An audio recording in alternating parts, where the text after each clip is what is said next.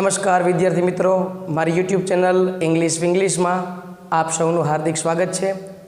આજનો આ video standard 6 ધોરણ 6નું નવું અંગ્રેજી છે, એમાં યુનિટ નંબર 10 જેનું ટાઇટલ છે સ્કૂલ ઓફ સ્કિલ્સ, એનો વોકેબ્યુલરી નામનો જે સેક્શન છે, વોકેબ્યુલરીનો અર્થ શું થાય મિત્રો? તો કે શબ્દ ભંડોળ। તો આ સેક્શન આપણે આજે ચર્ચા કરવાની છે। આનો ફાયદો શું? તો કે શબ્દ ભંડોળ, કોઈ પણ ભાષા છે એનું શબ્દ ભંડોળ જો આપણી પાસે હશે તો એ ભાષા આપણા માટે સરળ બની જશે। તમે ને હું ગુજરાતી સારી રીતે બોલી શકીએ છીએ। શા માટે?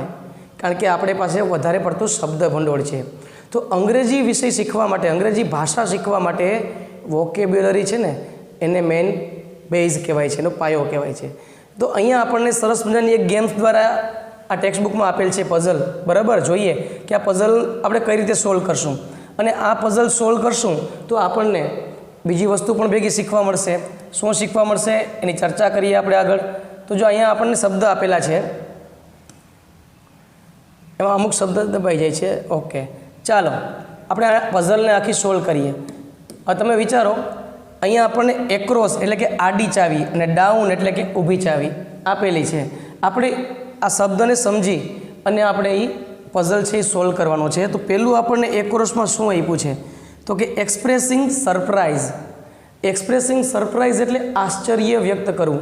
જો આ ચેપ્ટર છે ને, હાલમાં તમે જોશો ને તો 10મા ધોરણના વિદ્યાર્થીઓને ક્યારેક પૂછજો, તમારે એવું કંઈ આવે છે લેંગ્વેજ ફંક્શન નામના ચેપ્ટરમાંથી 10મા, 11મા અને 12મા ધોરણની વાત કરો ને તો એમાં 9 થી 10 માર્ક્સનું પૂછાય છે મિત્રો। કેટલું? 9 થી 10 માર્ક્સ। એટલે આપણા માટે પણ આ ચેપ્ટર ખૂબ અગત્યનું છે।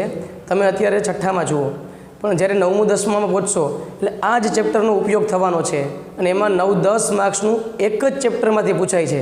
એટલા માટે આ વસ્તુ સમજવી જરૂરી છે કે એક્સપ્રેસિંગ સરપ્રાઇઝ, આશ્ચર્ય વ્યક્ત કરવું, તો કયો શબ્દ આવે? તમને ખ્યાલ હશે, વાવ। આપણે બોલીએ ને વાવ, બરાબર?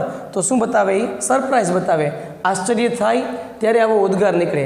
આ બધા જે વાક્ય બતાવશે ને આમાં, એ બધા એક્સક્લેમેશન માર્ક આપેલું હોય, જેને ઉદ્ગાર ચિહ્ન કહેવામાં આવે છે, અને વાક્યને એક્સક્લેમેટરી સેન્ટેન્સ કહેવામાં આવે છે। હવે બીજી આપણે જોઈએ, અહીંયા ત્રીજી આડી ચાવી જોઈએ આપણે। આ પૂર્વી છે ત્રીજી આડી ચાવી, એક્સપ્રેસિંગ પેઇન। પેઇન એટલે શું મિત્રો? તો કે દુઃખ, કે દુઃખી એટલે શું કરે આપણે? આઉચ એમ કરીએ કે નહીં? બરાબર? તો OUCH, આઉચ। ત્યાર પછી આપણે જોઈએ અહીંયા ઊભી ચાવી છે, આ બીજી ઊભી ચાવી છે, અહીંયા 2 છે, બરાબર? તો એક્સપ્રેસિંગ મિસ્ટેક, જો આપણને ભૂલ સમજાણી હોય તો આપણે શું કરીએ?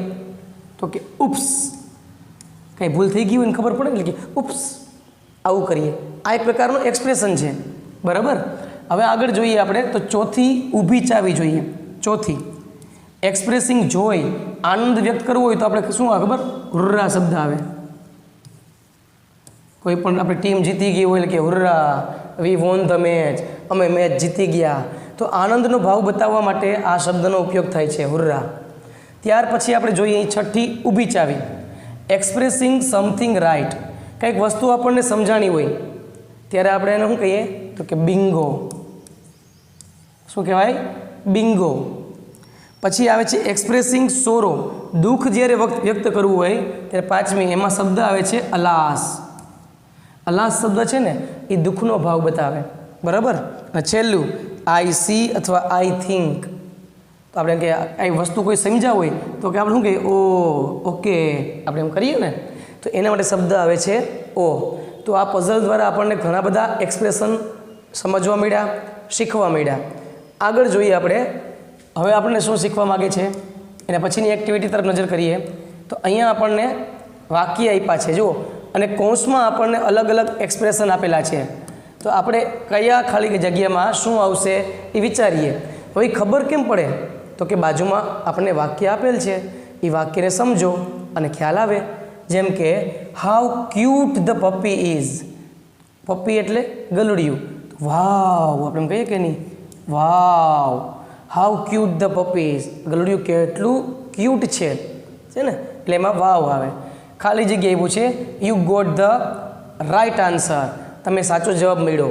તો કોઈ વસ્તુ આપણે કીધું ને કે હમણાં સમજ્યા હોય તો શું આવે? Bingo, you got the right answer. ખાલી જગ્યા ધ વિક્ટરી ઇઝ યોર્સ, બરાબર. વિક્ટરીની વાત આવી, વિજેતા, જીત. જીત હોય ત્યાં શું હોય? ખુશી હોય, આનંદ હોય, બરાબર. તો હુર્રા શબ્દ આવે કે નહીં? હુર્રા, ધ વિક્ટરી ઇઝ યોર્સ, બરાબર. ચાલો પછી, હિઝ પેટ ઇઝ નો મોર. નો મોરનો અર્થ થાય મૃત્યુ પામવું. હવે એનું પાલતુ પ્રાણી હવે છે નહીં, દુઃખનો ભાવ છે. તો આમાં દુઃખનો ભાવ શું બતાવે? તો કે અલાસ, હિઝ પેટ ઇઝ નો મોર, બરાબર. નાવ આઈ ગેટ ઇટ. હવે મને ખબર પડી. તો કોઈ વસ્તુ સમજ્યા હોય ત્યારે શું આવે? ઓ, નાવ આઈ ગેટ ઇટ. હવે મને ખબર પડી. આઈ હર્ટ માય ફિંગર. ફિંગરમાં લાગ્યું છે, લાગવાની વાત આવી તો ઉપ્સ થાય ને, આઉચ, સોરી આઉચ, કારણ કે દુઃખ થાય. લાગ્યું છે એટલે શું થાય? પેઇન થાય. અને પેઇન હોય ત્યાં શું આવે? આઉચ. તો આ બધા શબ્દ હતા, બરાબર. એના પછીની એક્ટિવિટી જોઈએ, આપણને શું શીખવા મળશે એમાં?